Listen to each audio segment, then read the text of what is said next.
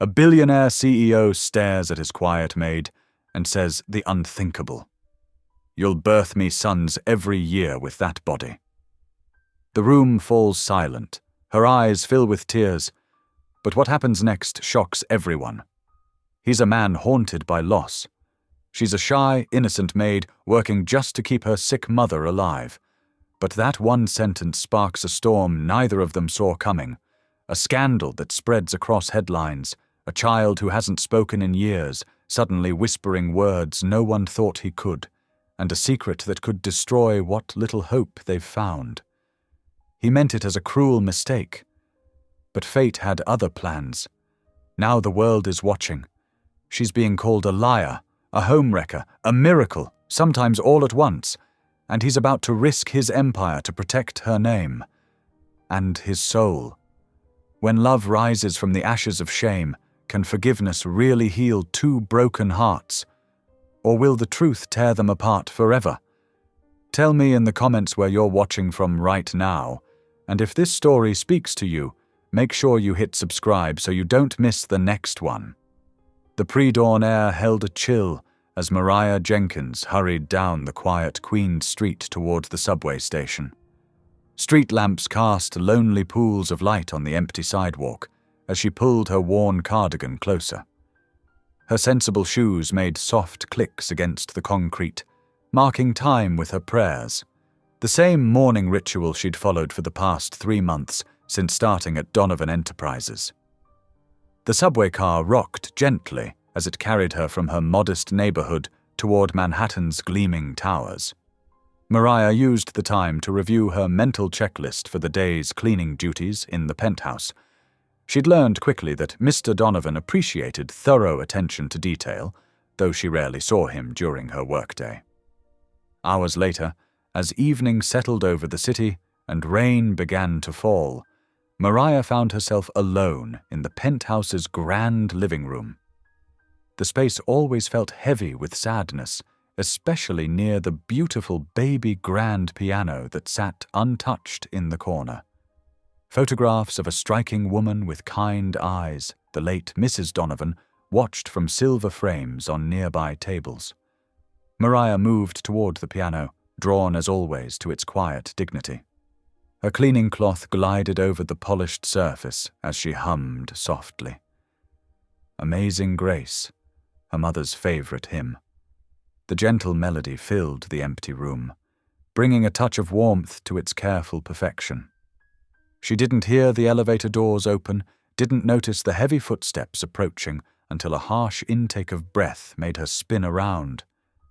There stood Cade Donovan, his powerful frame filling the doorway. His usually impeccable suit was rumpled, his tie loosened. A faint scent of whiskey clung to him, and his eyes, those steel-grey eyes that commanded boardrooms, were raw with some fresh pain. "Mr. Donovan!" Mariah gasped, her hand flying to her throat. "I'm so sorry, I didn't expect. That piano hasn't heard music in 3 years." His voice was rough, barely controlled. Outside, thunder rolled across the sky as rain lashed against the floor-to-ceiling windows. Mariah's fingers clutched her duster nervously. "I apologize, sir. I shouldn't have." "She used to play." He moved closer, unsteady. "Every evening. Lullabies for our son. Until—" He broke off, his face twisting. The duster slipped from Mariah's trembling fingers, landing with a soft thud on the marble floor. She bent quickly to retrieve it, her cheeks burning under his intense stare. When she straightened, he had moved closer still. Too close. His breathing was uneven, his eyes darker now as they traveled over her figure in a way that made her want to disappear into the wall. "Sir, I should go," she began, but he cut her off. "With that body," he said, his words slurring slightly, "you could birth me sons every year." The words hung in the air like poison. Mariah felt as if she'd been slapped. Tears sprang to her eyes as shame and humiliation flooded through her. Without a word, she fled past him, her soft shoes silent on the marble floor as she ran for the elevator. Behind her, Cade Donovan stood frozen by the piano, the echo of his cruel words filling the space where her hymn had been moments before. The whiskey haze lifted just enough for him to realize what he'd done, how deeply he'd wounded someone who had shown nothing but kindness in his home. His hands clenched into fists at his sides as shame replaced anger. Through the windows, lightning illuminated the city below, and in that brief, bright moment, he caught his reflection in the glass. A man he barely recognized anymore, a man his late wife would have been ashamed to see. The thunder that followed seemed to mock him as he stood alone in the gathering darkness, haunted by the look of hurt in Mariah's gentle eyes. He reached out and touched the piano where her cleaning cloth still lay, the surface now bearing fingerprints from his unsteady approach. The ghost of her hymn seemed to linger in the air, a reminder of the peace he'd shattered with his thoughtless cruelty. In that moment, surrounded by the trappings of his wealth and power, Cade Donovan had never felt more worthless. The rain continued to fall outside, matching the tears that Mariah would cry on her long subway ride home to Queens.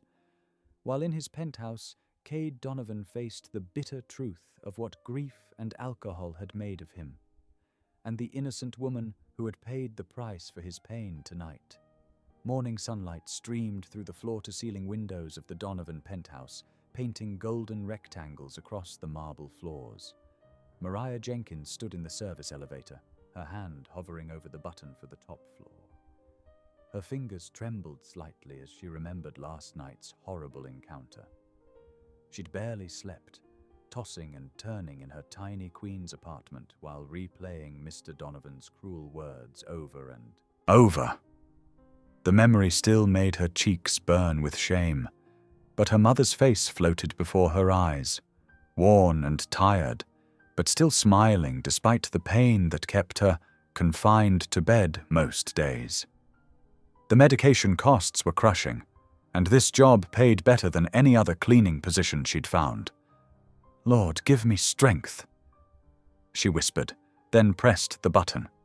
The elevator doors opened to reveal Mrs. Porter, the head housekeeper, arranging fresh flowers in the foyer. The older woman's sharp eyes took in Mariah's pale face. "There you are, dear. Mr. Donovan's waiting in his study. Wants to see you straight away." Mrs. Porter's tone was carefully neutral, but concern flickered in her eyes. Mariah's heart jumped into her throat. "He's here? But he's usually gone by now. Been here since dawn, pacing like a caged lion." Mrs. Porter lowered her voice. "Whatever happened last night, and don't think we haven't noticed something did, just hear him out." The walk to the study felt endless. Mariah's soft-soled shoes made no sound on the polished floor, but her heartbeat seemed loud enough to echo off the walls. She knocked quietly on the heavy wooden door. "Come in." His voice was clear and steady, nothing like last night's whiskey-rough tone. Cade Donovan stood by the window, his broad shoulders tense under his perfectly tailored suit. When he turned to face her, Mariah was struck by the dark circles under his eyes. He looked as if he hadn't slept either. "Miss Jenkins." He cleared his throat. "Please, sit down." She perched on the edge of a leather armchair, her hands folded tightly in her lap. The silence stretched between them. "What I said last night was unforgivable." His words came out stiff, unpracticed. "I was drunk and angry about business matters, but that's no excuse. I've never—" He ran a hand through his dark hair. "I don't make a habit of speaking to women that way. To anyone that way." Mariah kept her eyes on her clasped hands. "I understand if you want my resignation, sir." "No." The force of his response made her look up. He took a deep breath, visibly trying to gentle his tone. "No, Miss Jenkins. I'm asking you to stay. In fact, I'll double your current salary if you do." Her eyes widened. Double? That would mean her mother could start the new treatment her doctor had recommended. "Why?" she asked softly. Something like pain flickered across his face. "Because you're excellent at your job, Because my behavior was inexcusable and I'm trying to make it right. Because—" he hesitated. "Because this place feels less empty when you're here." She studied him carefully. The man before her seemed worlds away from the cruel, drunken figure of last night. But still, "If I stay," she said slowly, "I need your word that you'll keep your distance, Mr. Donovan. No more late-night encounters. No more inappropriate comments. You have my word." He held her gaze steadily. "And I'll put it in writing if you wish." Mariah thought of her mother, of the mounting medical bills. "That won't be necessary. I'll stay." Relief washed over his features, quickly masked by his usual businesslike expression. "Thank you, Miss Jenkins. Mrs. Porter will adjust your salary immediately." She rose to leave, but his voice stopped her at the door. "The hymn you were singing." He swallowed hard. "My wife used to play it sometimes." Mariah nodded once, then slipped out of the study. Throughout the day she felt the weight of curious stares and whispered conversations. Anna, one of the younger maids, practically ran from the room when Mariah entered. In the kitchen she overheard Luis, the chef, defending her to a group of staff members. "Miss Jenkins is a good girl," he insisted. "Not like that last one who tried to trap Mr. Donovan with pregnancy claims." "Still," someone muttered, "you saw how he looked at her." Mariah focused on her work, trying to ignore the gossip that seemed to follow her from room to room. By evening, most of the staff had gone home, leaving her to finish the upstairs rooms in blessed quiet. She was wiping down the kitchen counters, humming softly to herself, when the weight of the day suddenly overwhelmed her. Sinking into a chair, she bowed her head. "Lord," she prayed quietly, unaware that Cade had paused in the hallway outside. "Please help me find the strength to forgive Mr. Donovan. I know he's hurting. I see it in his eyes every day. He's so lost in his grief that he's forgotten how to be kind, even to himself. Help me show him the compassion you've shown me, even when it's hard." Outside the kitchen, Cade stood frozen, her words hitting him like physical blows. Compassion? After what he'd said to her? He'd expected anger, resentment, maybe even a lawsuit, but not this simple, sincere prayer for his soul. Later that night, in his vast bedroom, Cade walked past the crystal decanter of whiskey that usually helped him find sleep. Instead, he found himself kneeling beside his bed, something he hadn't done since Sarah died. "I don't know if you're listening," he whispered roughly into the darkness. "I don't know if you listen to broken men who've turned their backs on you. But if you do," his voice cracked, "if you do, please help me be worthy of the forgiveness she offered so freely.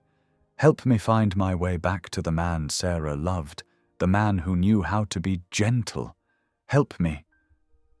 The words trailed off into silence as tears, the first he'd shed in 3 years, slid down his cheeks. Outside his window, the city lights twinkled like stars, while somewhere in Queens, Mariah Jenkins smiled in her sleep, dreaming of her mother's face when she told her about the raise. The days following their agreement settled into a careful rhythm. Mariah moved through the penthouse like a gentle breeze, her presence felt but never intrusive. She dusted the crystal vases, straightened the throw pillows, and polished the hardwood floors until they gleamed like honey in the morning light. All the while, she could feel the weight of curious eyes following her every move. The whispers hadn't stopped. If anything, they'd grown more persistent as Cade Donovan began spending more time working from his home office. The other staff members exchanged meaningful glances whenever he appeared in a room where Mariah was cleaning, though he never approached her directly, true to his word. But Mariah noticed something else, something that made the gossip easier to bear. It was the way Cade watched his son, Evan, whenever the boy wandered into spaces where Mariah worked. The 7-year-old had caught her attention from her first day. Those solemn brown eyes in such a young face, the way he communicated only through nods or shakes of his head. The staff had told her in hushed tones about how he hadn't spoken a single word since his mother's death 2 years ago. On this particular afternoon, sunlight streamed through the floor-to-ceiling windows of the music room, catching dust motes in golden beams. Mariah moved carefully around Sarah Donovan's piano, a magnificent Steinway that dominated the space. Her cleaning cloth glided over the polished ebony surface as she hummed softly, then gradually let the words flow. "When peace like a river attendeth my way," she sang quietly. "When sorrows like sea billows roll." The hymn always brought her peace, reminded her of Sunday mornings in her mother's tiny kitchen, of hope that persisted even in hard times. A slight movement behind the heavy velvet curtains caught her eye, but she pretended not to notice. She'd seen Evan hide there before, watching her work. Instead, she continued singing, her voice carrying the familiar melody with gentle assurance. "Whatever my lot, thou hast taught me to say, it is well with my soul. Mommy says you're my angel." The words were so soft, so unexpected, that Mariah's cleaning cloth slipped from her fingers. She turned slowly, heart thundering in her chest, to find Evan peering out from behind the curtain. His small face held such earnestness that tears pricked at her eyes. "What did you say, sweetheart?" she whispered, afraid speaking too loudly might break this magical moment. "Mommy comes in my dreams," Evan said, his voice rusty from disuse. "She told me you're the angel she sent to help us not be sad anymore." In the hallway, unseen by either of them, Cade Donovan gripped the doorframe, his knuckles white. He'd been passing by when he'd heard Mariah's singing, had paused to listen as he often did these days.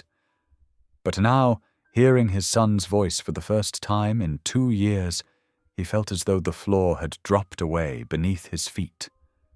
Tears burned behind his eyes as he watched his son step out from behind the curtain, moving toward Mariah with tentative steps. Mariah knelt down, opening her arms without thinking. Evan walked into them naturally, as if he'd done it 100 times before. "Your mommy sounds very wise," she said softly, her voice thick with emotion. "She is." Evan nodded against her shoulder. "She says Daddy's sad because he misses her too much, but we don't have to be sad forever." A choked sound from the doorway made them both look up. Cade stood there, one hand pressed against his mouth, tears streaming unchecked down his face. Evan pulled back from Mariah's embrace, looking uncertain for a moment, then walked to his father. "Hi, Daddy," he said simply. Cade dropped to his knees, gathering his son in his arms with a sob that seemed to come from somewhere deep and broken inside him. "Hi, buddy," he managed.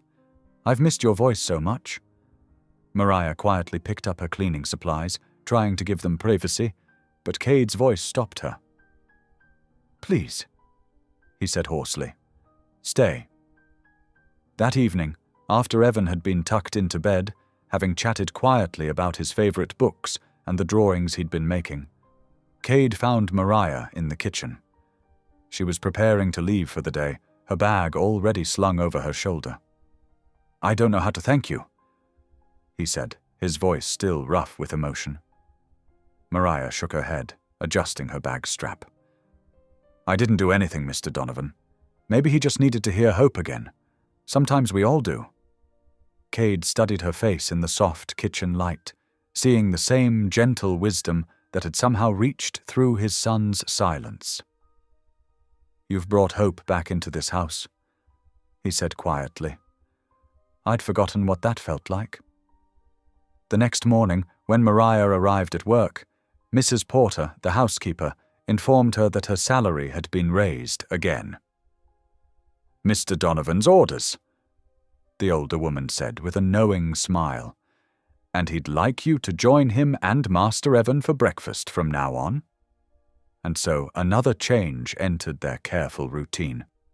Each morning, Mariah would sit at the kitchen table with Evan and Cade, sharing coffee and conversations that grew less awkward with each passing day.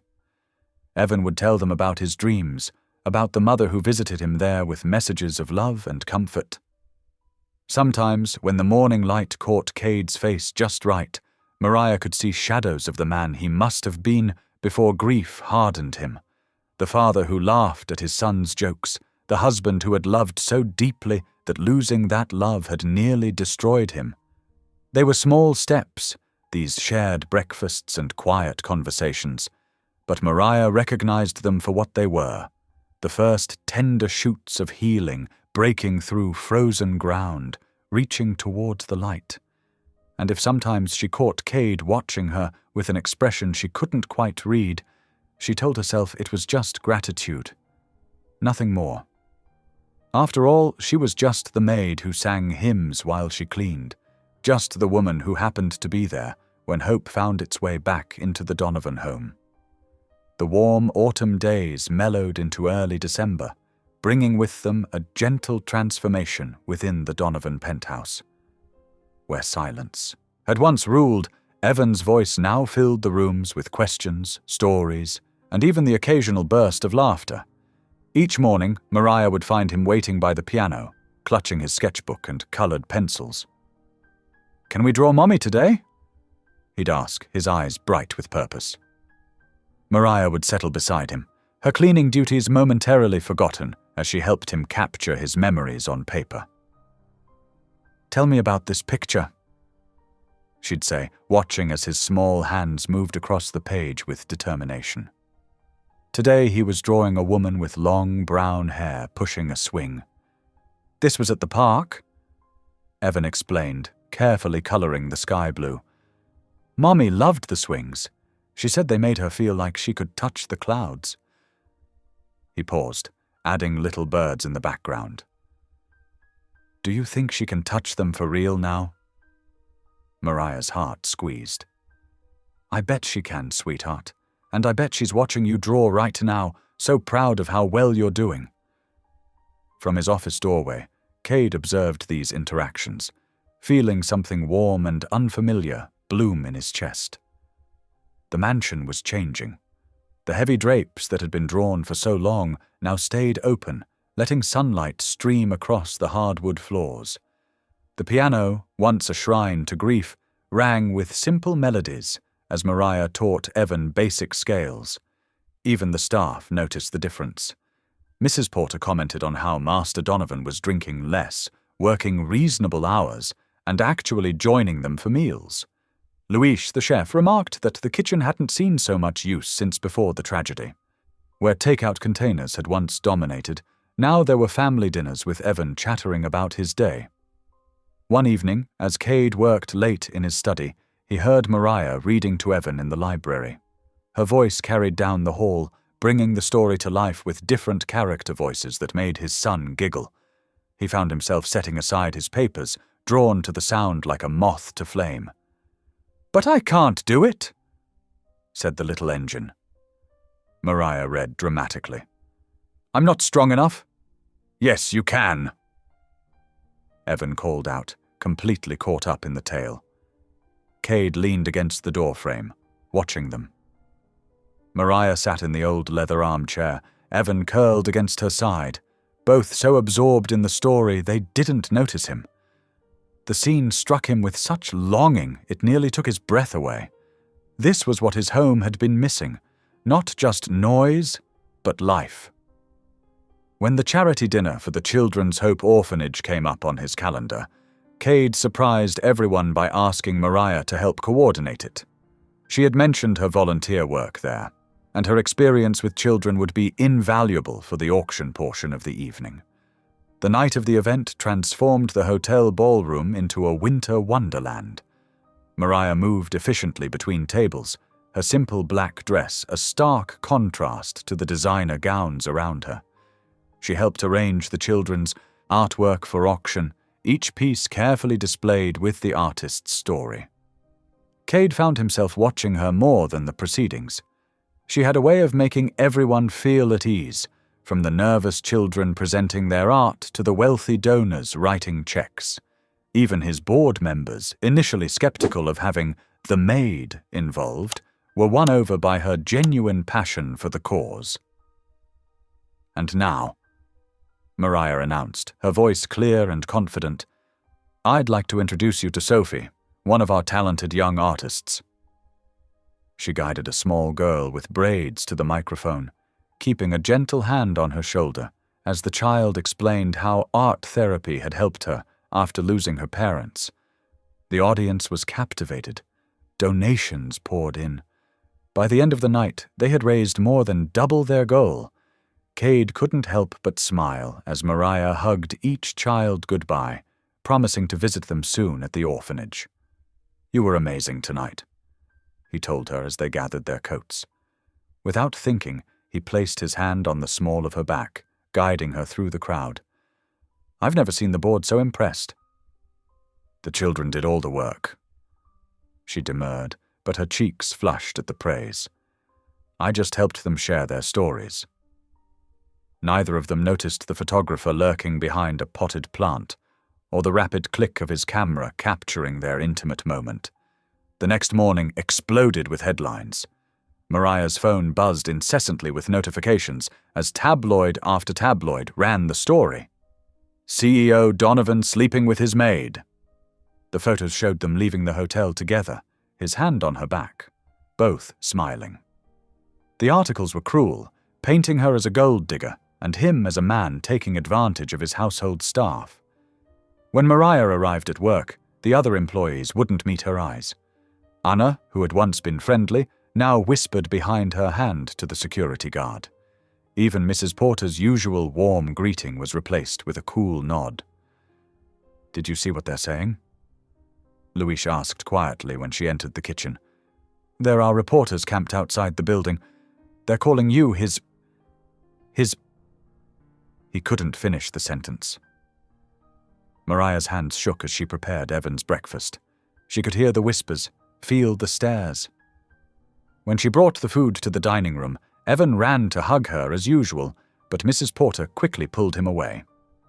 "Perhaps it's best if you stick to your cleaning duties today," the housekeeper said stiffly. "I'll serve breakfast." Cade arrived home early that afternoon, his face grim. The elevator opened directly into the penthouse, where his entire board of directors waited in the living room. Mariah was dusting the bookshelves, trying to make herself invisible. "This is unacceptable, Cade," Richard Morton, the head of the board, declared. "The company's stock has already taken a hit. We need to contain this scandal immediately." "By doing what exactly?" Cade's voice was dangerously quiet. "She has to go," another board member stated flatly. "Fire her today. Issue a statement denying any impropriety, and this will blow over." Mariah's duster froze mid-motion. She could feel Cade's eyes on her, but she couldn't bring herself to turn around. The shame and humiliation of the past 24 hours pressed down on her like a physical weight. "You're asking me to fire someone who's done nothing wrong," Cade said slowly.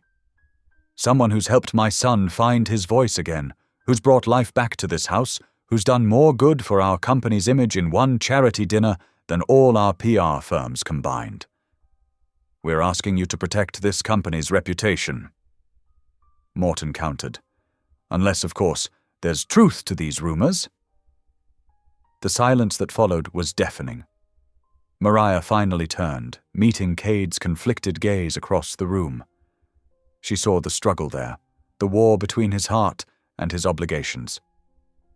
Before he could speak, she set down her cleaning supplies. "Mr. Donovan," she said quietly, proud that her voice didn't shake. "I think it's best if I tender my resignation, effective immediately." The board members nodded in satisfaction, but Cade took a step toward her. "Mariah, wait. Please." She cut him off, unable to bear his kindness. "It's better this way, for everyone." She gathered her things quickly, avoiding everyone's eyes. As she waited for the elevator, she could hear the board already discussing damage control strategies. Just before the doors closed, she heard the patter of small feet and Evan's voice calling, "Mariah, don't go!" But she kept her eyes forward, letting the tears fall only when she was alone in the descending elevator, leaving behind the family that had somehow become her own. Morning sunlight glinted off the sea of cameras and microphones crowding the Donovan Enterprises lobby. Security guards formed a tight barrier between the press and the makeshift podium where Cade Donovan would soon appear. The air buzzed with anticipation as reporters jostled for position, their equipment ready to capture whatever statement the billionaire CEO planned to make about his alleged affair with the Maid. Upstairs in the penthouse kitchen, Mariah's hands trembled as she switched on the small television mounted under the cabinet. She hadn't slept all night, torn between leaving immediately and staying for Evan's sake. The boy had cried himself to sleep, begging her not to go. The TV screen flickered to life just as Cade strode onto the platform. His presence commanded immediate attention, tall and imposing in his perfectly tailored charcoal suit. But there was something different about him today. The usual cold mask had slipped, revealing a fierce determination in his eyes. "Good morning," he began, his deep voice cutting through the chaos. "I've called this press conference to address the recent allegations regarding my employee, Miss Mariah Jenkins." In the kitchen, Mariah's heart stuttered at the sound of her name. Mrs. Porter and two other maids quietly entered, their eyes darting between her and the television screen. The tabloids have painted a salacious picture of impropriety between myself and Miss Jenkins. Cade continued, his jaw tightening. These accusations are not only false but represent the worst kind of character assassination. Miss Jenkins is an exemplary employee whose primary focus has been caring for my son, Evan. The cameras flashed frantically as he paused, his hands gripping the podium's edges. Many of you know that my son hasn't spoken since his mother's death 2 years ago. What you don't know is that thanks to Miss Jenkins' gentle presence and care, he has finally found his voice again. Cade's own voice softened slightly. She has brought healing to my home, not scandal, and I will not stand by while her reputation is dragged through the mud for the sake of tabloid sales. Tears welled in Mariah's eyes as she watched. Mrs. Porter reached over and squeezed her hand, her earlier coldness forgotten. Therefore, Cade's voice grew steely, I am making it absolutely clear. Miss Jenkins is under my protection. Any media outlet that continues to publish false allegations about her will face immediate legal action. Furthermore, any employee of Donovan Enterprises found spreading these malicious rumors will be terminated without warning. The reporters erupted with questions, but Cade raised his hand for silence. Miss Jenkins represents the values this company was built on: integrity, compassion, and dedication to others. She will remain in her position as long as she chooses, with my full support and gratitude. That's all. He strode off the platform, ignoring the shouted questions and camera flashes. Mariah stared at the empty podium, her tears falling freely now. No one had ever defended her like that before. An hour later, she was in her quarters, folding her uniforms into a small suitcase. Despite Cade's powerful words, she couldn't bear the thought of causing more trouble for him or Evan. The media would eventually lose interest if she just disappeared. She was so focused on packing that she didn't hear the elevator arrive. The sound of footsteps made her turn to find Cade in the doorway, his tie loosened and hair slightly disheveled from running his fingers through it. "Going somewhere?" he asked quietly. "Mr. Donovan, She struggled to find the right words. "What you did was incredibly kind, but we both know this won't blow over as long as I'm here. My company will survive." He cut in. "Evan might not." The words hung heavy between them. Mariah's hands clutched a folded uniform, her knuckles white. He needs you. Cade continued, taking a step closer. These past few months, you've given him something I couldn't. Hope. A reason to speak again. He ran a hand through his hair again, a gesture she'd come to recognize as uncertainty. Stay. At least until he's stronger. Mariah looked down at the half-packed suitcase, torn between her desire to protect them from scandal and her love for the little boy who'd stolen her heart. Temporarily, she finally whispered. Just until Evan's doing better. Relief flooded Cade's features. Thank you. He glanced at his watch. It's been a long day. Would you join me for tea? In the kitchen? The request surprised her. Staff never shared meals with employers in their private spaces. But something had shifted between them today, the rigid lines of hierarchy blurred by his public defense of her honor. 20 minutes later, they sat across from each other at the kitchen table, steam rising from 2 mugs of chamomile tea. The silence wasn't uncomfortable anymore, but filled with unspoken understanding. I never thanked you, Cade said suddenly, his fingers tracing the rim of his mug. For what? For bringing music back into this house, for making Evan laugh again. He met her eyes. For showing me that sometimes the strongest thing a person can be is gentle. Mariah felt her cheeks warm under his gaze. I just did what felt right. They talked quietly as evening settled over the city, sharing stories about Evan's progress and their hopes for his future. For the first time, they spoke as equals, not employer and employee, but 2 people who cared deeply about the same child. Later that night, after Mariah had gone to her room, Cade stood at his office window. The city stretched out before him, a tapestry of twinkling lights and endless possibilities. He realized with sudden clarity that the numbness that had encased his heart since losing his wife was gone. In its place was something new, something that felt suspiciously like hope. The first snowflakes of December drifted past the penthouse windows as Mariah measured flour into a mixing bowl. The kitchen, once sterile and unused, now filled with the warm scent of cinnamon and vanilla. At the counter, Evan sat perched on a stool, his small hands covered in sticky batter as he helped make pancakes. A little more milk, Mariah guided gently, steadying his hand as he poured. Perfect. The elevator chimed, and Cade stepped into the kitchen, already dressed in his suit but without his usual briefcase. For the past week, he'd been arriving later to the office, choosing instead to share these quiet morning moments with them. Something smells wonderful, he said, loosening his tie. Evan's face lit up. Daddy, we're making breakfast.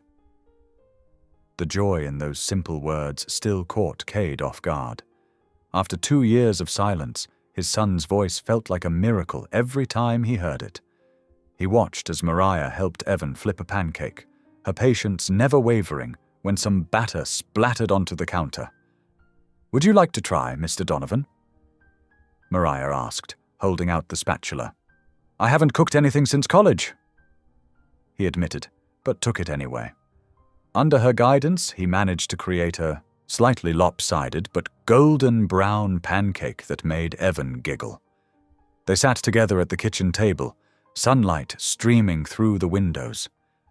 Cade noticed how Mariah cut Evan's pancakes into small, neat squares, just the way his son liked them.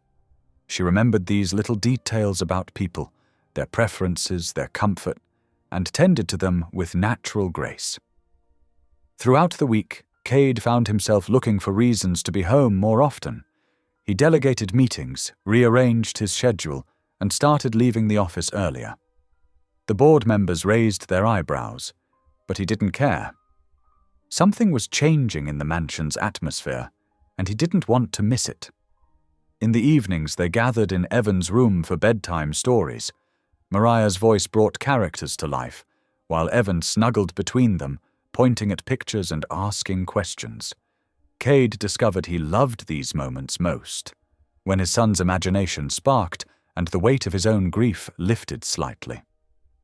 One afternoon, Mariah suggested they decorate for Christmas. The mansion could use some warmth, she said carefully, knowing the holiday had been ignored since his wife's passing. To her surprise, Cade agreed. They spent hours unpacking dusty boxes from storage, Evan excitedly pulling out ornaments while Mariah untangled strings of lights. When they found a hand-painted ornament with "Baby's First Christmas" written in his late wife's elegant script, Cade grew quiet. Mariah touched his arm gently. "We can put these special ones in Evan's room, if you'd prefer." He shook his head. "No, they belong on the tree. Sarah would have wanted that." It was the first time he'd spoken his wife's name aloud in years. Mariah pretended not to notice the tremor in his voice, instead helping Evan hang the precious ornament on a prominent branch. By evening, the mansion glowed with soft white lights. Garland draped the staircase, and the massive tree in the living room sparkled with a mix of elegant glass balls and child-made decorations. Cade watched Mariah lift Evan to place the star on top, her face glowing with joy at his excitement. That night, after Evan was asleep, Cade found Mariah arranging presents under the tree. She jumped slightly when he approached. "I'm sorry," she said quickly. I was just making everything perfect." He finished, smiling. "You always do." Their eyes met in the dim light, and something shifted in the air between them. Cade felt drawn to the gentleness in her face, the way her eyes held both strength and vulnerability. He wanted to tell her how she'd transformed their lives, how her presence made him believe in second chances. Instead, he simply said, "Thank you." Later, in her small quarters, Mariah knelt beside her bed. "Dear Lord," she whispered, "give me wisdom. Help me remember my place here. Don't let me mistake kindness for something more." But even as she prayed, she couldn't forget the warmth in Cade's eyes or how natural it felt to be part of their family. On Christmas Eve, snow fell steadily as their car pulled up to the small stone church. Evan bounced excitedly in his seat, wearing the new sweater Mariah had helped him pick out. Inside, candles flickered in every window, and the air smelled of pine and frankincense. They found seats near the middle, Evan immediately reaching for Mariah's hand. The familiar carols washed over them as the congregation sang. During a quiet moment, Mariah glanced at Cade and saw him with his head bowed, eyes closed tight. His lips moved silently in what could only be prayer. "Forgive me," he mouthed, his expression raw with emotion.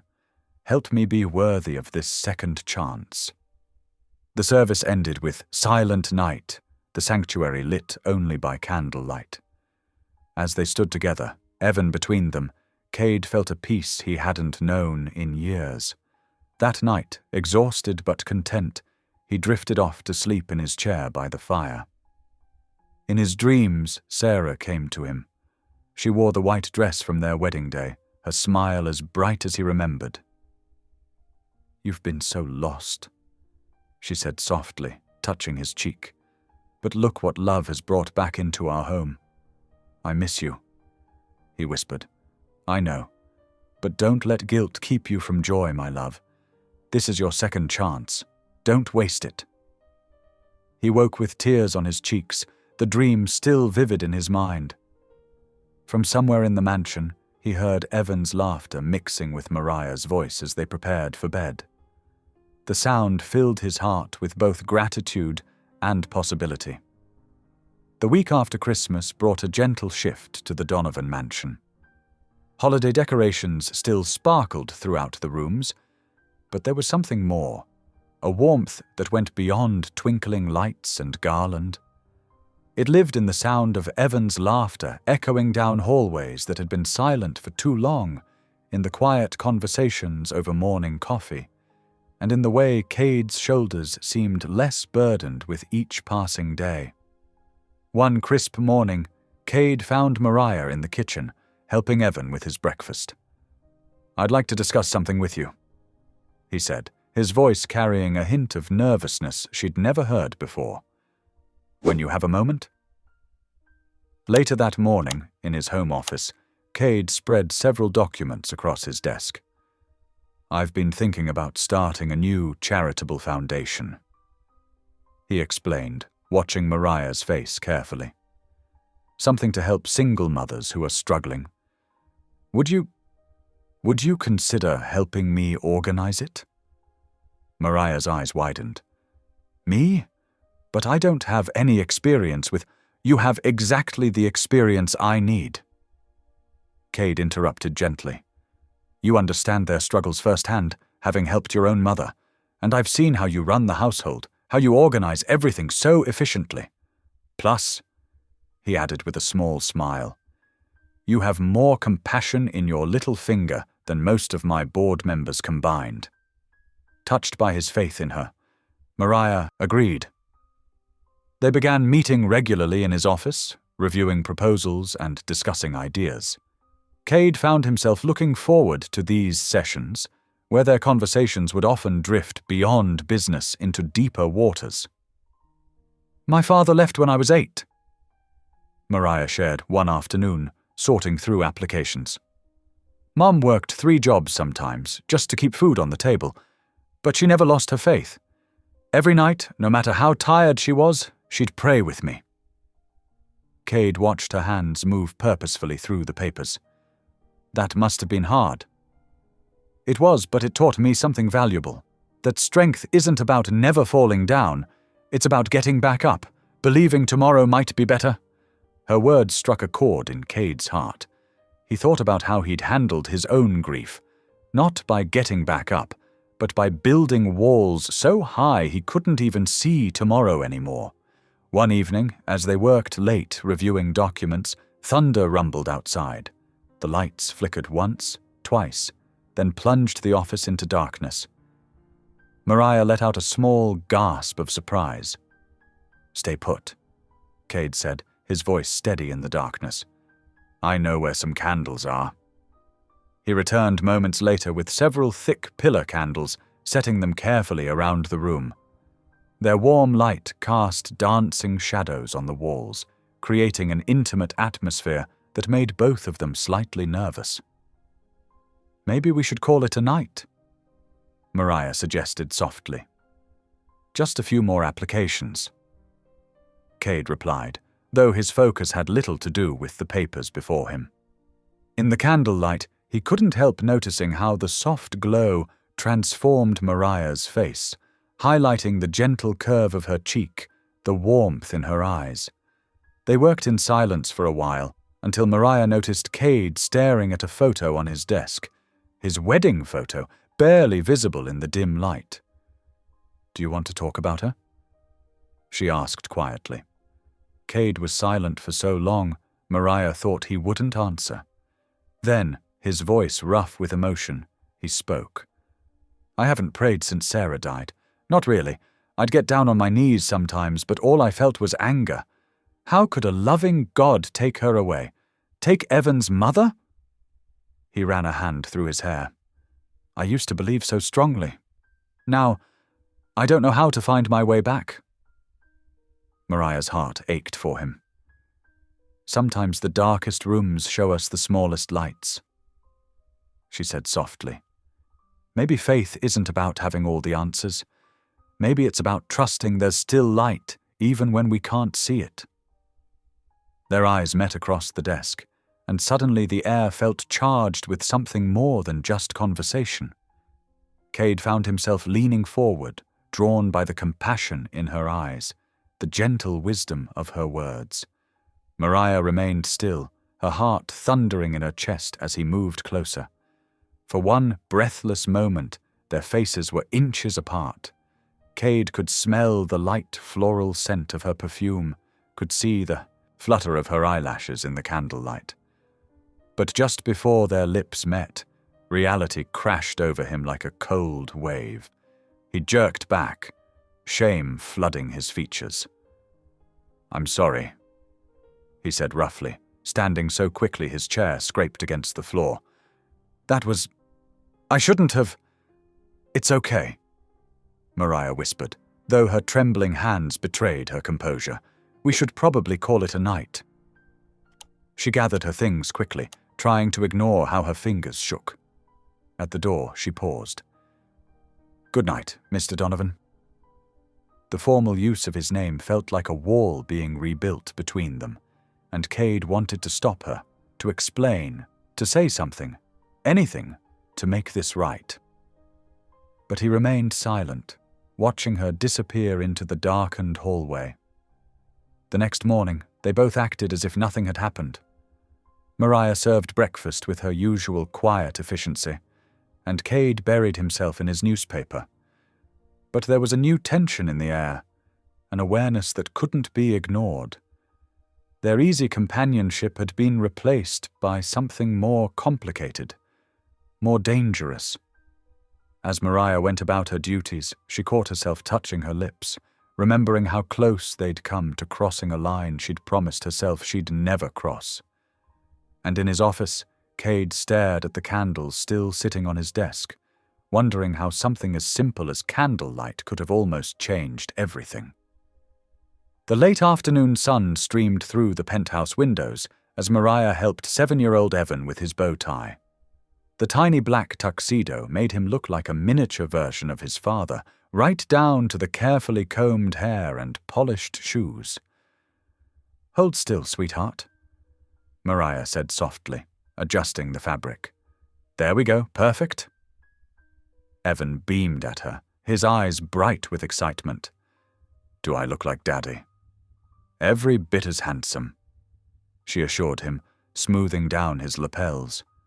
Unknown to them, Cade stood in the doorway, watching the scene unfold. His chest tightened at the natural way Mariah cared for his son, how Evan responded to her gentle touch and patient words. In just a few months, she'd become more than just their maid. She'd become the heart of their home. You both look wonderful, Cade said, stepping into the room. Mariah looked up, startled. She wore a simple but elegant navy blue dress, borrowed from the wardrobe department for the evening's charity gala.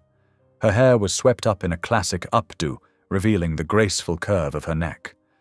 Thank you, Mr. Donovan, she replied formally, though her cheeks flushed slightly. They'd been careful to maintain professional boundaries since that night in the candlelight, but moments like these made it difficult. Daddy, look. Evan twirled around, showing off his outfit. Mariah taught me how to tie my shoes all by myself. Cade's expression softened. That's wonderful, son. He glanced at Mariah, gratitude evident in his eyes. Every small victory in Evan's development felt like a miracle, and she'd been behind so many of them. The drive to the venue was filled with Evan's excited chatter, more words than he'd spoken in the past 2 years combined. Mariah sat in the back with him, helping him practice his part in the evening's presentation. He was supposed to hand out thank you cards to the major donors, a small but significant role for the formerly silent child. The Grand Plaza Hotel's ballroom sparkled with crystal chandeliers and elegant decorations. Photographers lined the entrance, their cameras flashing as New York's elite arrived. When Cade stepped out of the car with Evan and Mariah, the reporters surged forward, remembering the scandal from months ago. Mr. Donovan, is it true your maid has been promoted to nanny? Ms. Jenkins, how does it feel to be part of the Donovan household? Cade placed a protective hand on Evan's shoulder, while Mariah kept her head high, ignoring the questions with quiet dignity. Inside, the ballroom was already filling with socialites in designer gowns and business tycoons in expensive suits. Many eyes followed them as they made their way through the crowd. Remember, Mariah whispered to Evan, kneeling to his level. You're going to do great, just like we practiced. The boy nodded solemnly, clutching his stack of thank you cards. Cade watched their interaction, struck by how natural they looked together. Mariah had an innate ability to calm his son's nerves, to make him feel safe and confident. The evening progressed smoothly. Cade delivered his opening speech about the importance of supporting single mothers and children in need. The cause was personal now, inspired by Mariah's own story of growing up with a hard-working single mother. As he spoke, he could see her in the audience, smiling encouragingly at Evan. Then came time for the thank you ceremony. Evan was supposed to wait until each donor's name was called, then walk up and hand them their card. But something unexpected happened. As the first name was about to be announced, Evan suddenly broke away from his handler. He ran straight to the stage, grabbing the microphone from its stand. His clear voice rang through the ballroom. "Mama, I did it!" The room fell silent.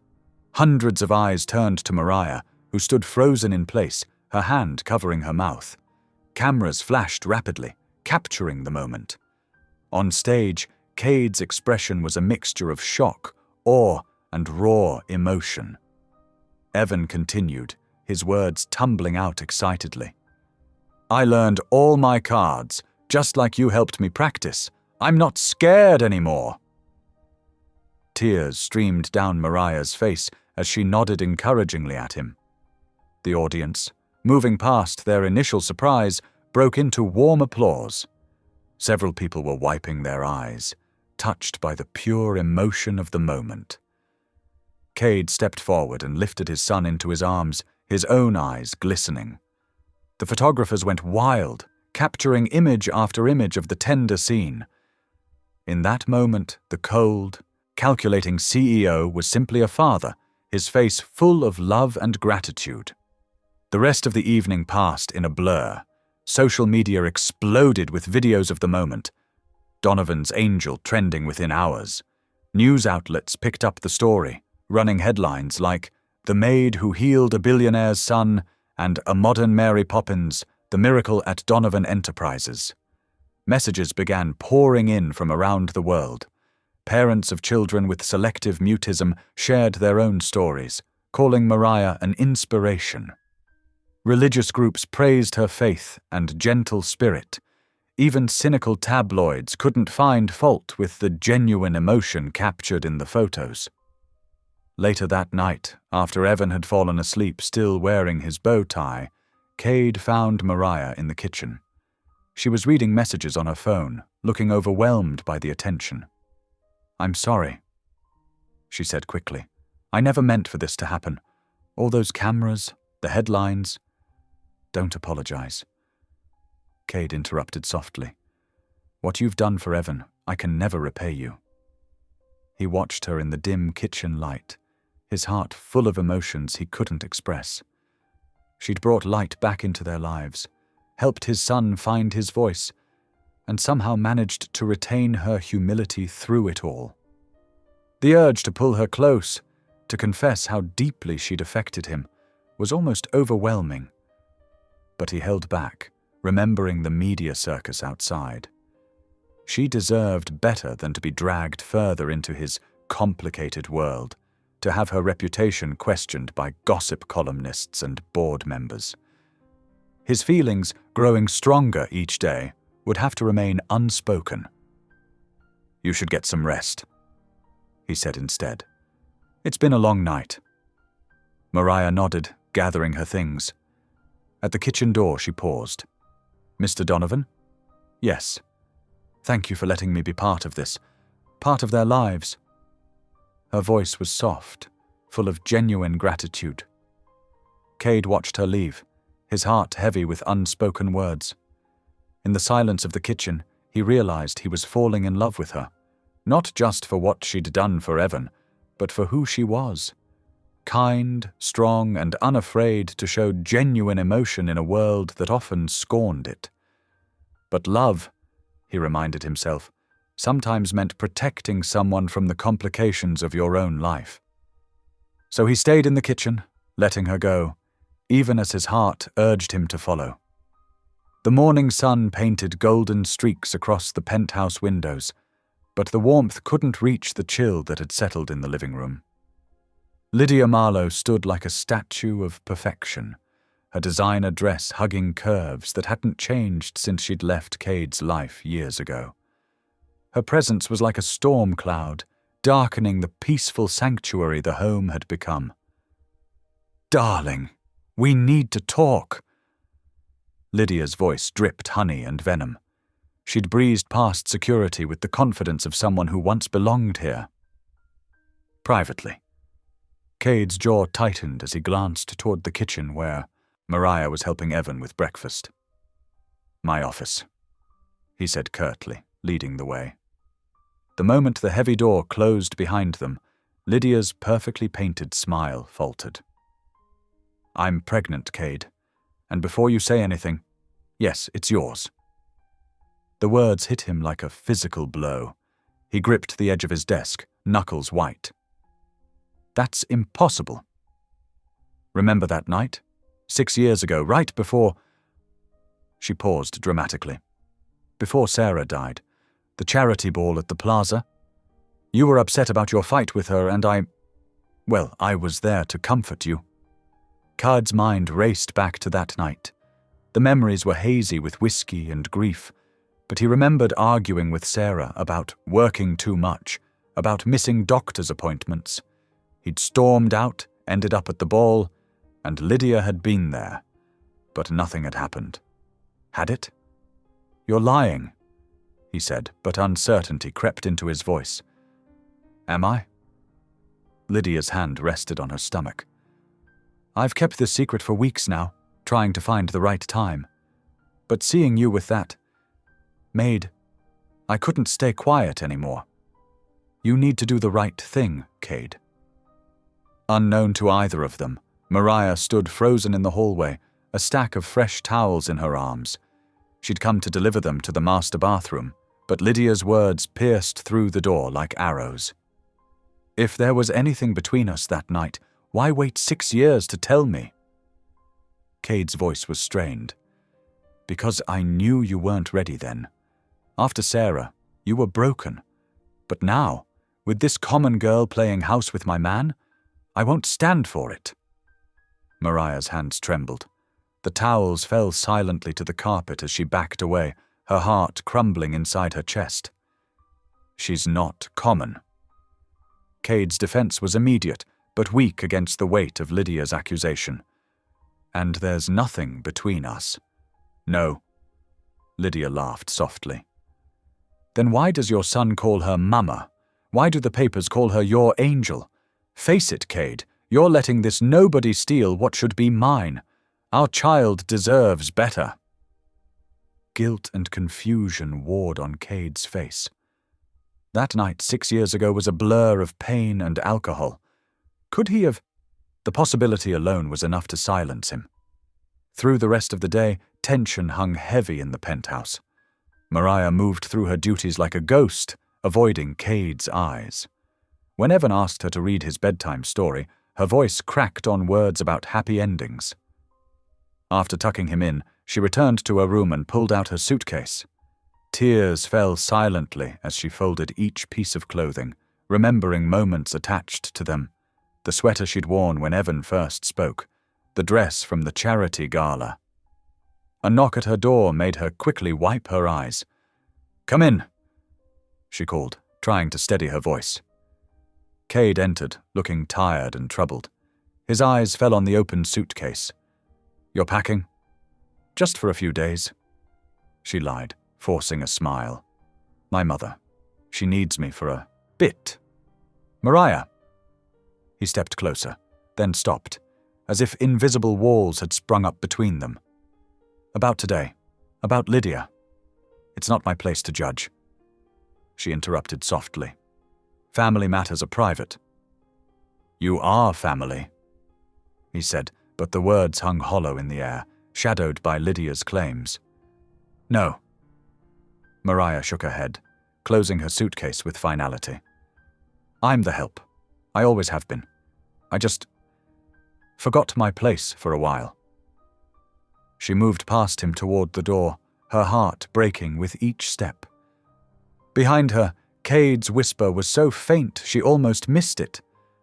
"Don't make me lose my second chance." Maria paused, her hand on the doorknob. For a moment she wanted to turn back, to tell him how much these months had meant to her, how she'd fallen in love not just with Evan, but with the gentle soul hiding behind his stern facade. Instead, she pretended not to hear and walked away, leaving only the ghost of her presence behind. The elevator doors closed on her tears, and the penthouse that had become home faded from view. In her pocket, her phone buzzed with a text from Evan's night nurse. "He's asking for you, says he needs his angel." But angels, Maria thought, weren't meant to stay on Earth forever. Sometimes they had to fly away, even if it meant leaving their hearts behind. The night air was cold as she stepped onto the street, her suitcase rolling behind her, like the weight of dreams she'd never meant to have. A taxi waited at the curb, its yellow light a beacon in the darkness. As she climbed in, she caught one last glimpse of the penthouse windows high above, where a small figure, Evan, pressed his hand against the glass in farewell.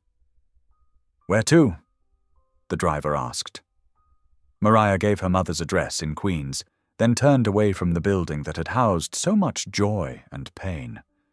She didn't see Cade watching from his office window, his hand matching his son's against the glass, both of them silently begging her to stay. Days stretched into weeks, each one longer than the last.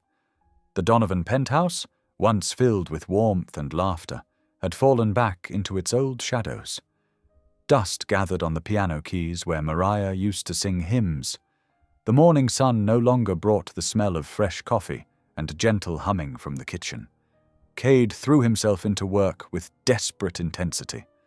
14-hour days became his norm, his office becoming a fortress against the emptiness at home. The cleaning staff whispered about how he'd aged years in mere weeks, noting the dark circles under his eyes and the return of whiskey bottles to his study. "Sir," Mrs. Porter ventured one morning, "perhaps we should call Miss Jenkins. Young Master Evan hasn't spoken a word since—" "That will be all." Cade cut her off, his voice sharp but brittle. Evan's silence was the heaviest burden. The boy who had finally found his voice now moved through the penthouse like a ghost, his drawings growing darker, filled with stormy skies and lone figures. His teachers called with concerns, reporting he'd stopped participating in class activities. The media circus around Lydia's pregnancy claim grew more frenzied each day. Photographers camped outside Donovan Enterprises, shouting questions about paternity tests and wedding plans. The board of directors called emergency meetings, worried about the company's plummeting stock prices. 3 major investors pulled out this morning. Harrison, the CFO, reported grimly. They're concerned about stability and leadership. The expansion project in Asia is dead. Cade finished, staring out his office window at the grey spring rain. Everything he touched seemed to wither lately. One night, unable to sleep, Cade wandered the quiet halls of his home. A soft sound drew him to Evan's room, muffled crying.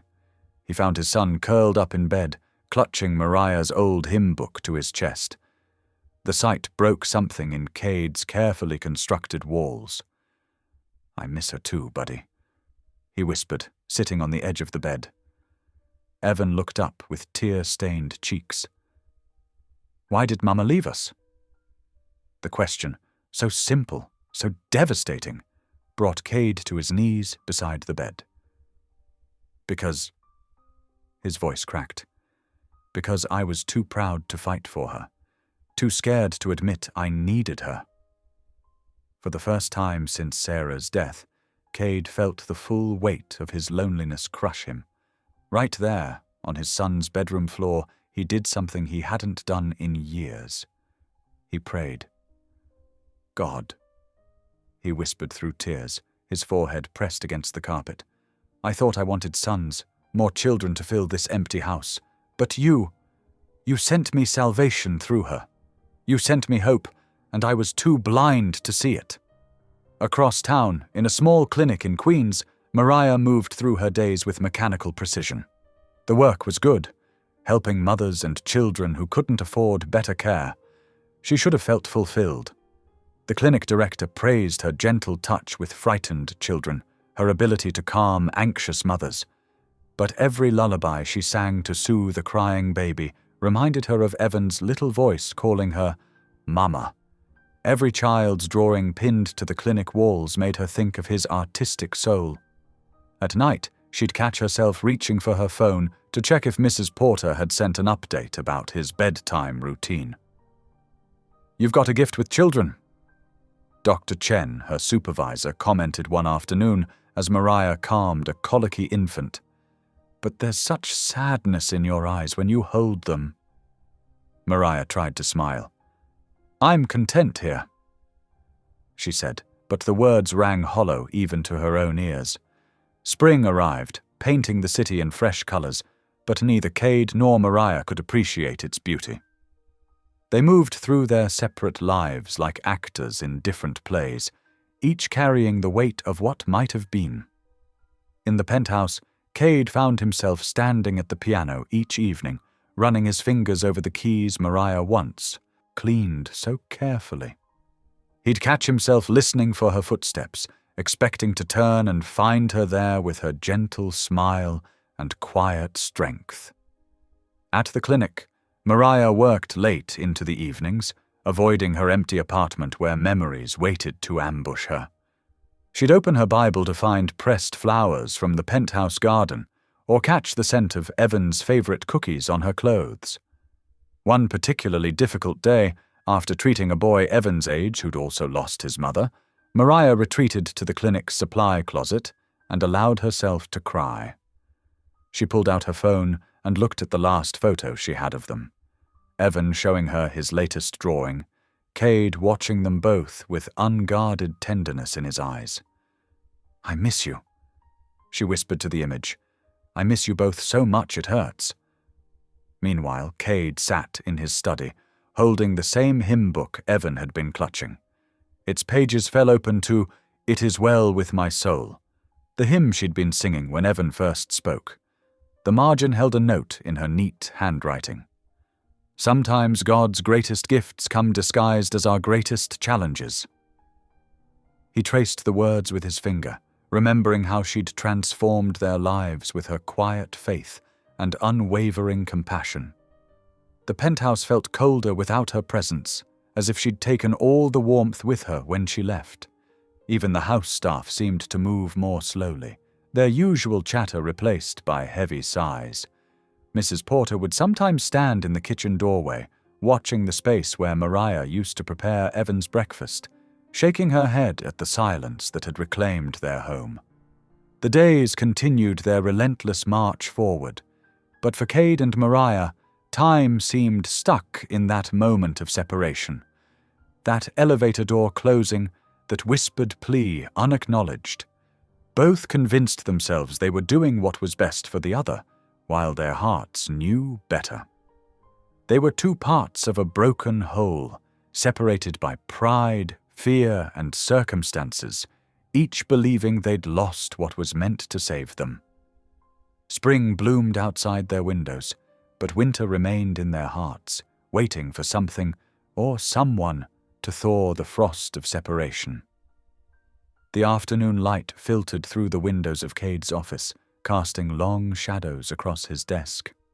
His fingers drummed against the polished wood as he reviewed quarterly reports, trying to focus on numbers that seemed meaningless compared to the emptiness in his heart. His phone buzzed. Dr. Lee's name flashed across the screen. "Mr. Donovan." The doctor's voice was careful, measured. "I need to discuss something important with you. It's about Ms. Marlowe's pregnancy claims." Cade's hand tightened on the phone.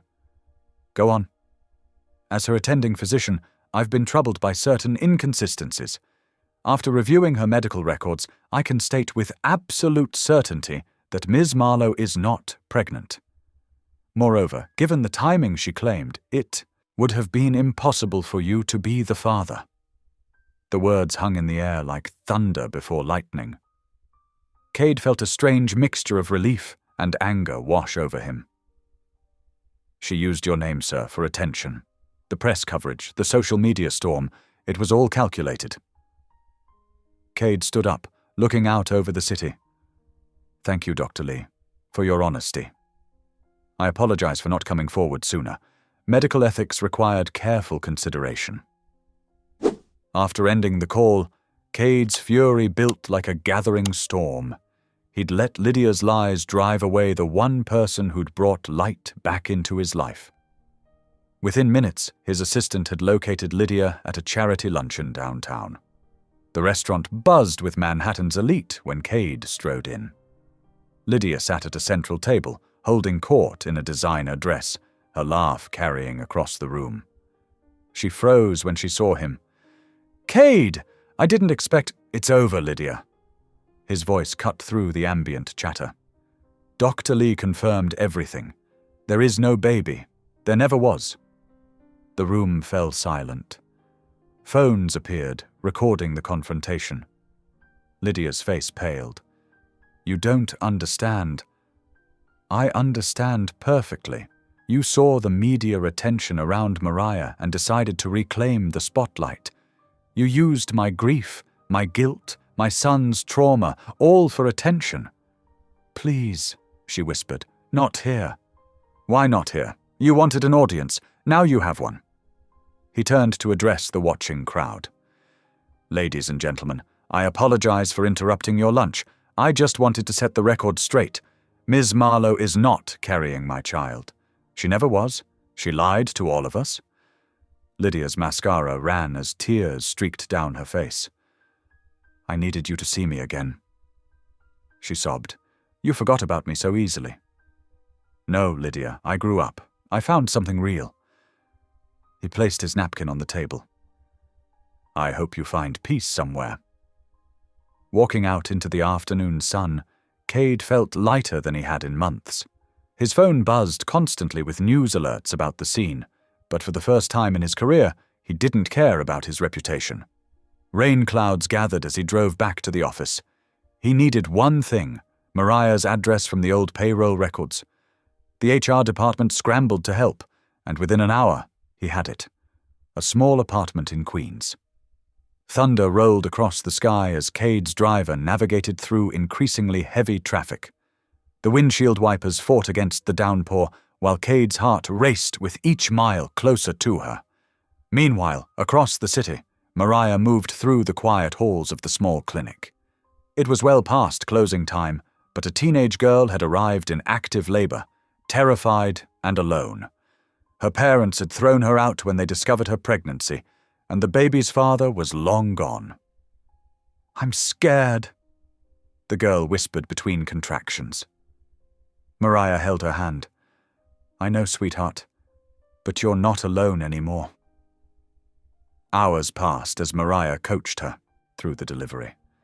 The girl's face was so young, so vulnerable, barely 16 years old. Yet here she was, bringing new life into the world. "You're doing great, Jessica," Mariah encouraged. "Just a little more." When the baby's first cry pierced the air, both women had tears in their eyes. Mariah cleaned the tiny girl, wrapped her in a soft blanket, and placed her in Jessica's arms. "She's beautiful," Jessica breathed. "Yes, she is." Mariah smiled, remembering another mother-child pair she'd loved. "What will you name her?" "Grace," Jessica said softly, "because that's what I need most right now." Mariah's heart squeezed as she watched them together. Here was another child who would grow up without a father, another mother facing a difficult road ahead. But there was also hope in this room, the same hope she'd seen bloom in Evan's eyes. As she held the newborn while Jessica rested, Mariah gazed down at the innocent face. "Every life deserves grace," she whispered, rocking gently. "Every single one." Thunder crashed outside the clinic windows. The storm that had been threatening all day had finally arrived in full force. Mariah didn't know that at that very moment, Grace was indeed coming for her, in the form of a black town car fighting through the deluge, carrying a man who had finally learned what mattered most. The rain beat against the clinic's windows as Mariah continued her gentle vigil, humming softly to the sleeping newborn.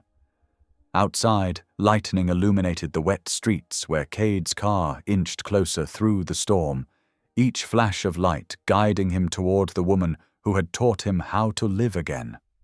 The storm intensified as midnight approached. Inside the small clinic, Mariah gathered her belongings, her mind still on Jessica and baby Grace sleeping peacefully in the recovery room. The night nurse had arrived to take over, allowing Mariah to finally head home. She pulled on her worn raincoat, its familiar weight a comfort after the emotional evening. Through the clinic's foggy windows, streetlights created halos in the mist. Mariah's fingers trembled slightly as she collected her keys, exhaustion from the long shift settling into her bones.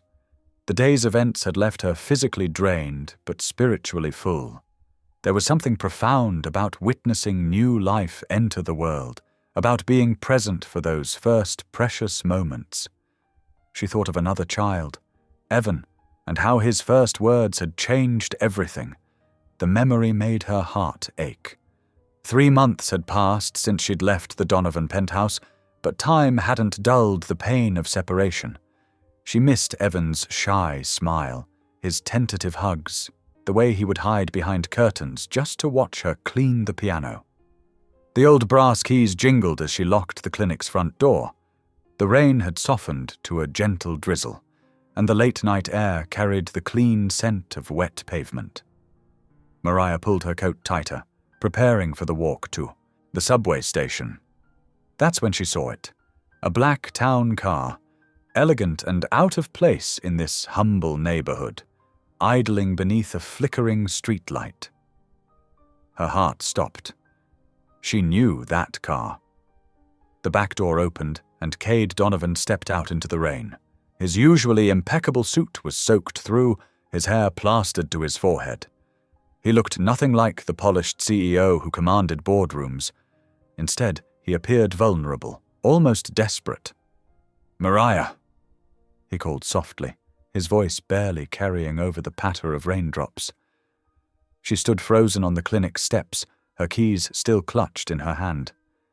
"Mr. Donovan, what are you—" "Please," he interrupted, taking a step closer.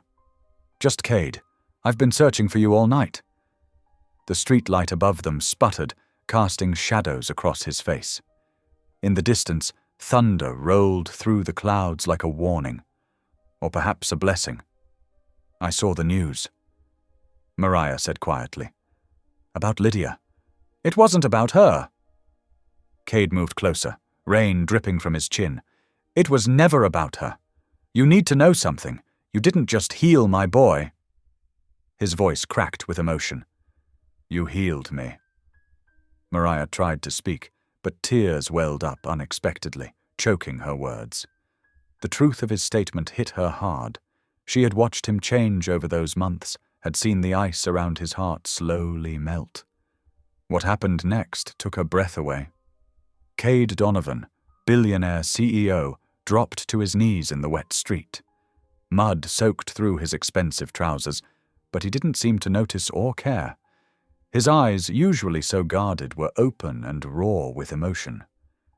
"If you'll still have me," he said, his voice trembling. "I'll spend every year proving I meant more than those cruel words I spoke the first night. I'll spend a lifetime showing you the man you helped me become." The rain continued its gentle descent, creating a private world around them. The flickering streetlight cast an almost ethereal glow, making the moment feel suspended in time. Thunder rumbled again, closer now, as if nature itself was holding its breath. Mariah's hand moved of its own accord, reaching out to touch his cheek.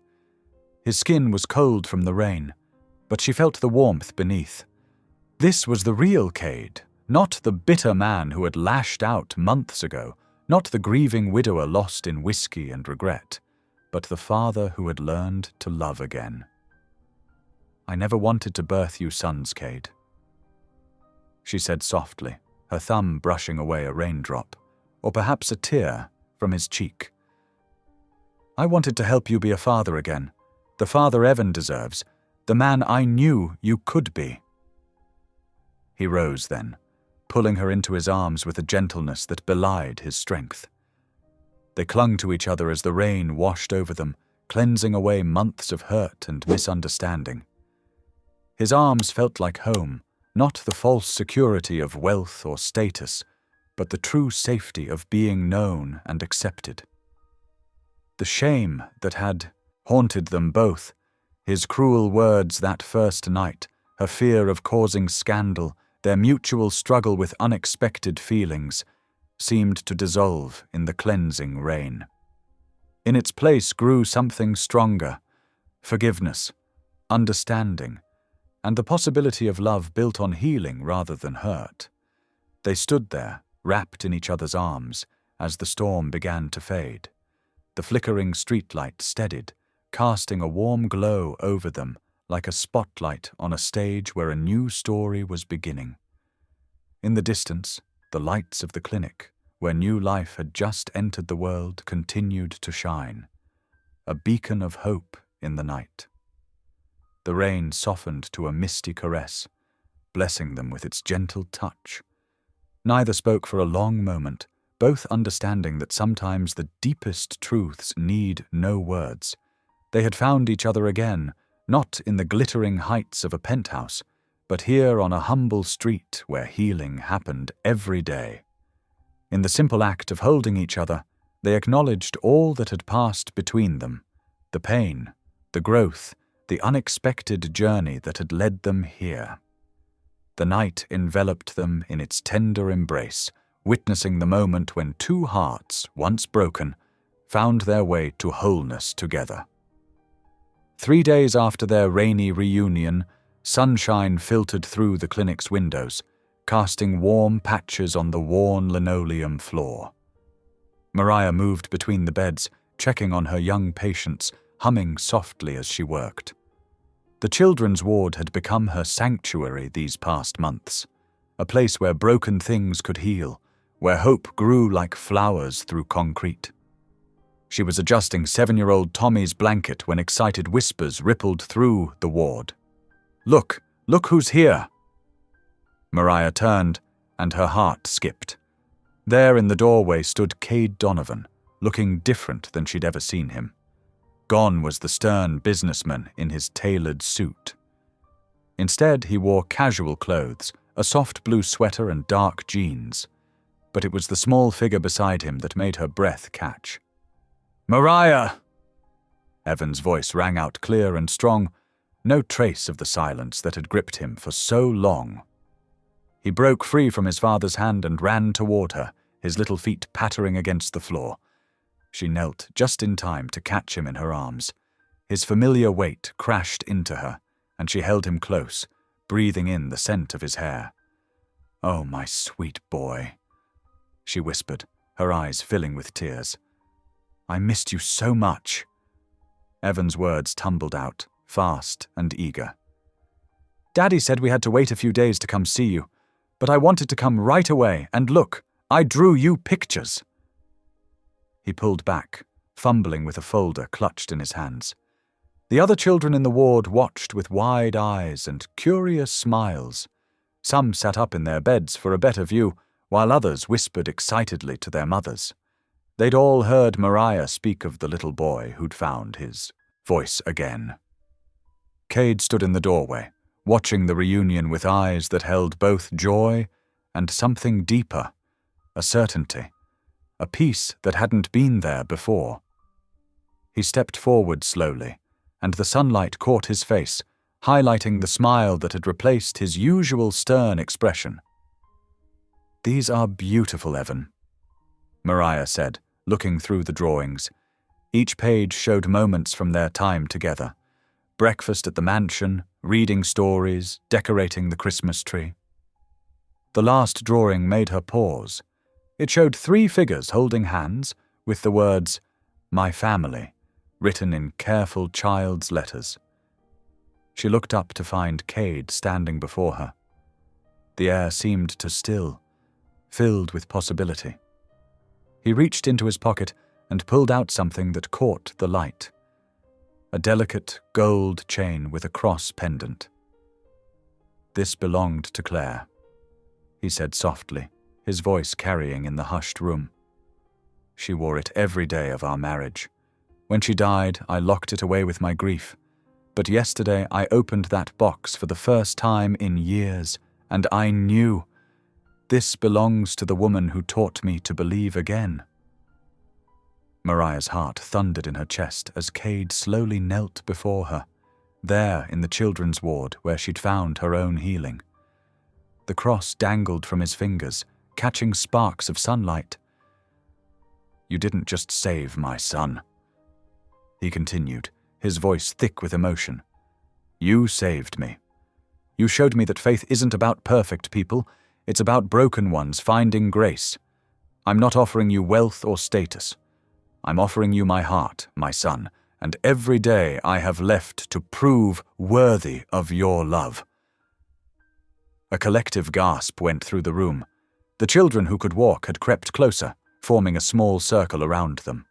Their mothers watched from beds and chairs, some wiping away tears of their own. Mariah stood frozen, overwhelmed by the magnitude of this moment. This wasn't how she'd imagined a proposal, not in her modest clinic, surrounded by the simple work she loved. Yet somehow, it was perfect. This was where her heart lived, where healing happened every day. But she hesitated, not from doubt, but from the sheer weight of grace being offered. Could this be real? Could love really transform so much? Evan stepped forward then, taking the necklace from his father's hands. His small fingers worked the clasp carefully as he moved behind her. "Please, Mama," he asked, his voice soft and hopeful. "Please stay with us forever." The word Mama broke something open in her heart. Tears spilled down her cheeks as she felt the cool metal settle against her skin. The cross rested just above her heart. A perfect weight, a perfect reminder of the journey that had brought them here.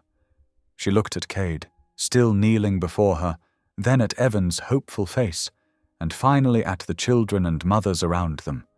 Her other family, the ones who had given her purpose when she felt lost. They were all part of this story, this miracle of healing. "Yes," she whispered, then louder, "Yes." The ward erupted in cheers. The children who could clapped and shouted. Mothers wiped away tears, perhaps remembering their own love stories or dreaming of new ones. Even little Tommy, still weak from surgery, managed a bright smile from his bed. Cade rose and swept her into his arms, lifting her feet off the ground as he held her close. She wrapped her arms around his neck, laughing through her tears. Evan hugged their legs, creating a perfect circle of joy. Through the windows, the sun broke fully through the clouds, flooding the ward with golden light. It touched everything: the metal bed frames, the children's faces, the simple cross now resting against Mariah's heart. In that moment, the clinic felt less like a place of sickness and more like a cathedral, sacred with the presence of love and healing. They stood there, the three of them, surrounded by witnesses to their joy. This wasn't an ending, but a beginning. A story of how love could find you in unexpected places, how grace could transform darkness into light, and how sometimes the greatest miracles start with a simple act of kindness. The sunlight continued to pour in, blessing them all with its warmth, while outside the city moved on, unaware that in this modest clinic, love had just performed another miracle of healing. Spring arrived in New York City like a gentle whisper, bringing with it the promise of new beginnings. The clinic's garden, once a humble patch of green, had transformed into a sanctuary of hope. Cherry blossoms dotted the morning air with pink petals, while wild roses climbed the weathered brick walls, nature's own decoration for this sacred day. The garden filled slowly with an eclectic gathering of souls. Former housekeepers from the Donovan mansion stood shoulder to shoulder with children from the clinic, their Sunday best a rainbow of borrowed dresses and carefully pressed suits. Church members from Pastor Glenn's congregation mingled with mothers Mariah had helped, each carrying their own story of how her kindness had touched their lives. At the center of it all stood a simple wooden arch, draped with wildflowers gathered by the children themselves. White daisies, purple cone flowers, and yellow black-eyed Susans created a natural cathedral, swaying gently in the spring breeze. Beneath it waited Cade Donovan, a changed man in a simple grey suit that spoke more of humility than wealth. His hands fidgeted slightly with his tie, not from doubt, but from the weight of grace this moment carried. Gone was the hard shell of the billionaire CEO, replaced by a man who had learned to kneel in prayer. His eyes kept drifting to the clinic's back door, anticipating the moment that would change everything. Pastor Glenn stood beside him, his weathered Bible open in his hands. "Remember," he whispered to Cade, "this is God's poetry. Beauty from ashes." The small string quartet, made up of local music students, began playing Amazing Grace. The garden hushed.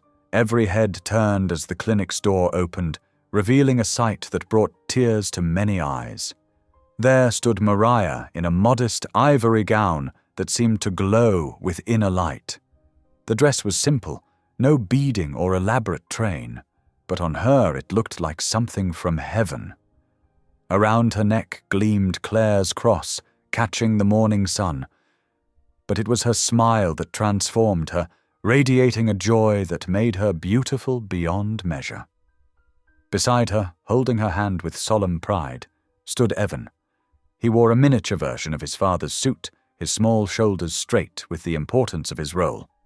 As they began their walk down the petal-strewn path, he looked up at Mariah with pure adoration. The congregation rose, but this was no formal ceremony with rigid traditions. Children waved from their seats, calling out quiet, "Hi, Mama," as Mariah passed. She smiled at each one, her heart so full it felt like it might burst. When they reached the arch, Evan placed Mariah's hand in his father's, then wrapped his arms around them both.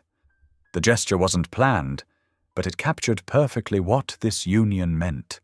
Not just two hearts joining, but a family being made whole. Pastor Glenn's voice carried across the garden, rich with emotion. "We gather today to witness a miracle of second chances," he began. "In a world that often speaks of endings, we stand in a garden of new beginnings. We've watched love rise from ruin, faith bloom from doubt, and grace heal what seemed beyond repair." He spoke of how Mariah had entered the Donovan household as a servant, but became its heart. How her quiet faith had taught a broken man to pray again. How her gentle spirit had given voice to a silent child. The story of their love, he said, was proof that God still wrote romance in the margins of ordinary days. When it came time for the vows, Cade's voice trembled slightly as he began. "Mariah," he said, "I once offered you wealth, thinking that was power.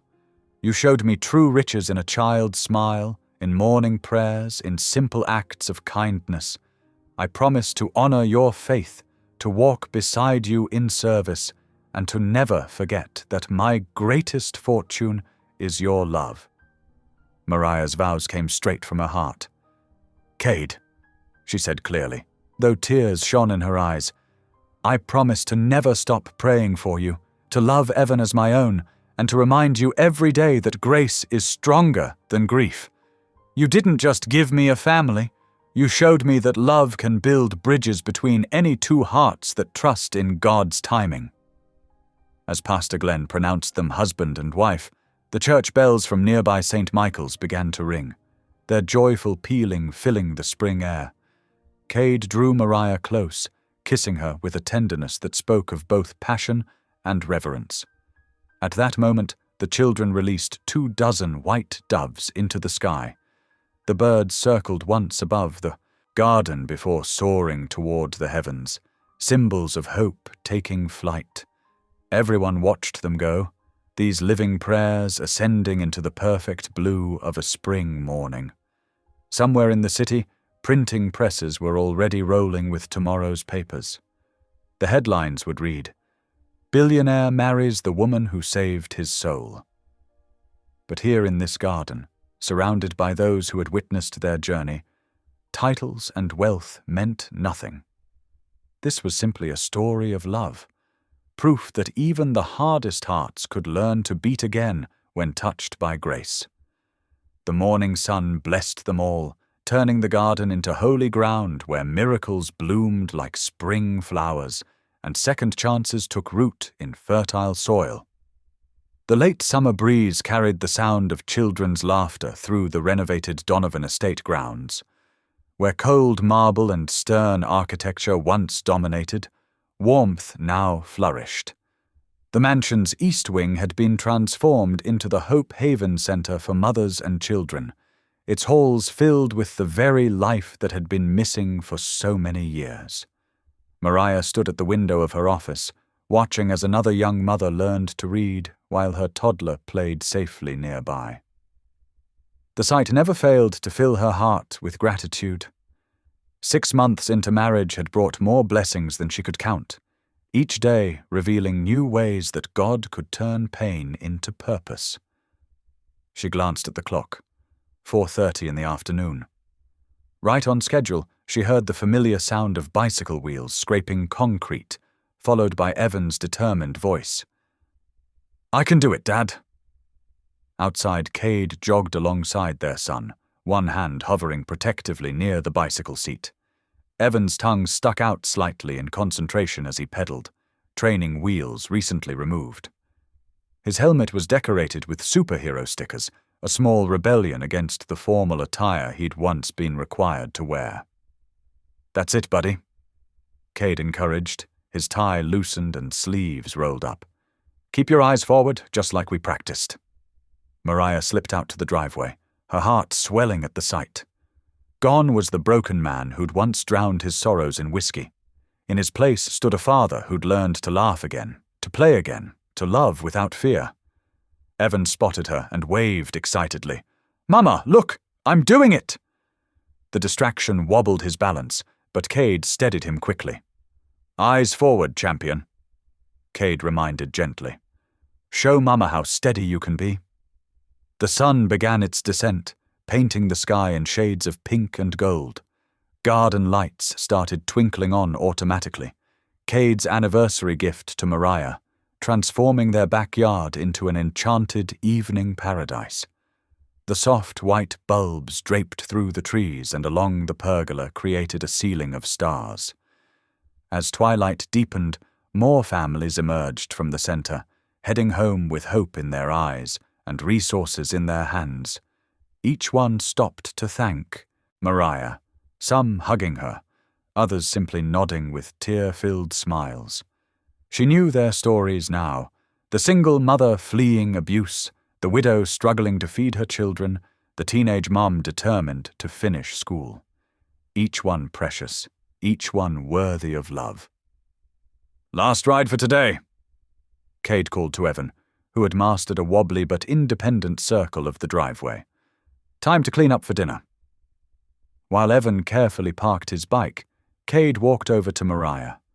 His eyes held that look she'd come to treasure, part wonder, part devotion, as if he still couldn't quite believe this was his life. "Dance with me?" he asked softly, extending his hand. Mariah smiled, slipping off her shoes. The grass felt cool beneath her feet as Cade led her to their garden sanctuary. No music played except the evening's natural symphony, crickets, distant wind chimes, the rustle of leaves. But they didn't need any other melody. Cade pulled her close, one hand at her waist, the other holding hers against his heart.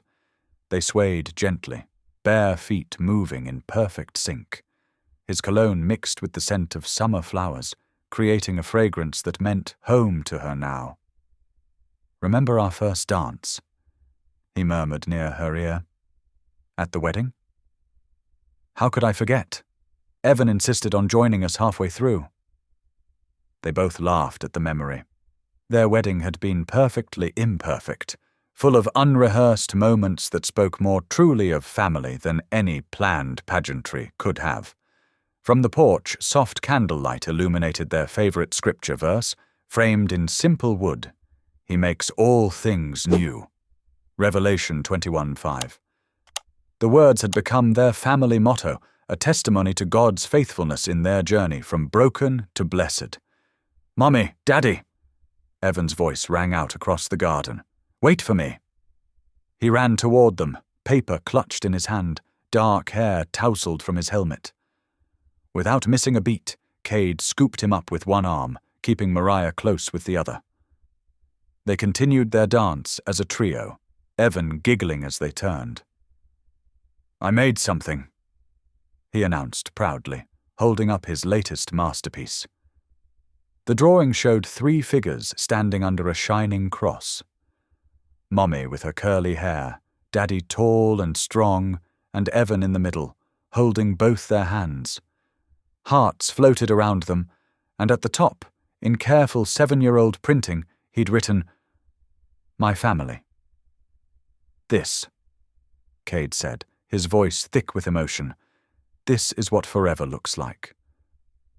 Mariah touched the cross at her throat, Claire's cross, now a symbol not of loss, but of legacy.